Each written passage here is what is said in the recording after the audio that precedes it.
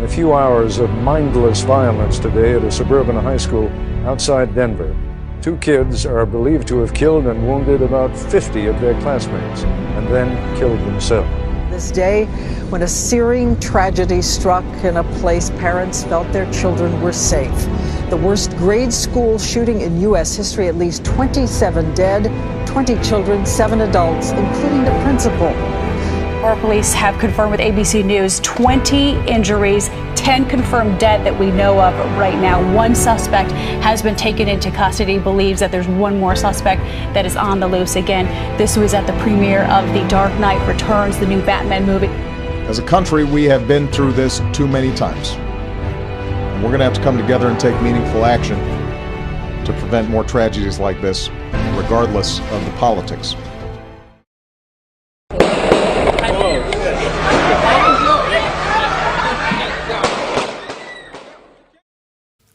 The only thing that stops a bad guy with a gun is a good guy with a gun.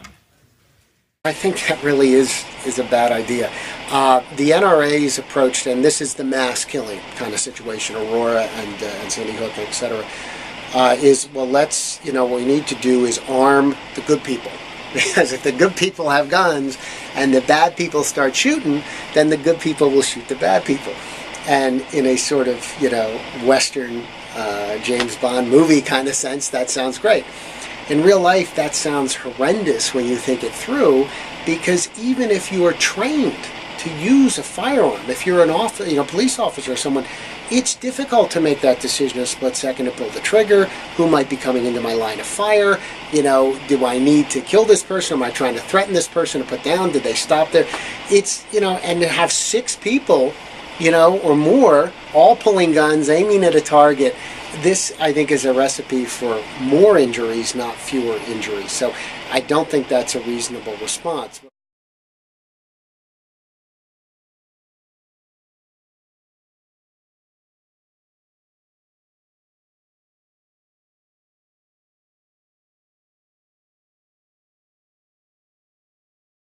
The last time we had a gun death in Bethlehem, it was just the situation I described. It was a fight that spilled out from a club onto a street, and gun came out. People were shoving, and a bystander, a woman who was not involved, was just trying to get out of the way, was the only one shot.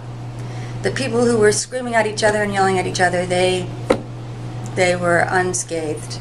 And a 20-something-year-old woman who was beloved in the community, she died. And that's one of the problems. It's a lot of callous pro-gun people say, "Oh, it's no big deal. Let the criminals kill each other," and that's not what happens. The criminals sometimes might kill each other. They also might kill. I had here in Bethlehem a few years ago to get revenge on a gang member. One gang member went to the house of a family where they believed the gang member who had dissed their gang lived, knocked on the door. The door was opened by a 13-year-old kid. The gang member shot him blank in the face.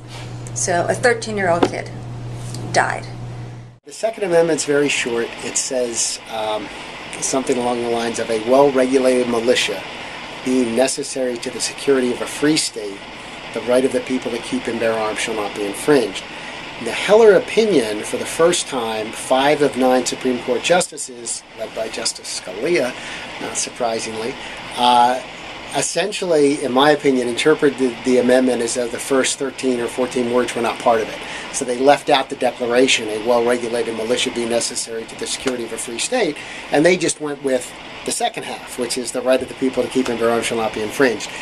I don't think that's a legitimate interpretation. I'm not saying that we should ban handguns or ban guns overall. I'm just saying that I think the concern of the founders when they wrote the Second Amendment was protecting the right of states to have a militia. It's an evil idiocy that has permeated our society and brainwashed a lot of people who believe things that are not true, that the government is out to take your guns. Not true. The government is out to control the proliferation of and the sale of guns that are absolutely unneeded for any purpose except for mass murder. None of these ideas should be controversial. Why wouldn't we want to make it more difficult for a dangerous person to get his or her hand on a gun?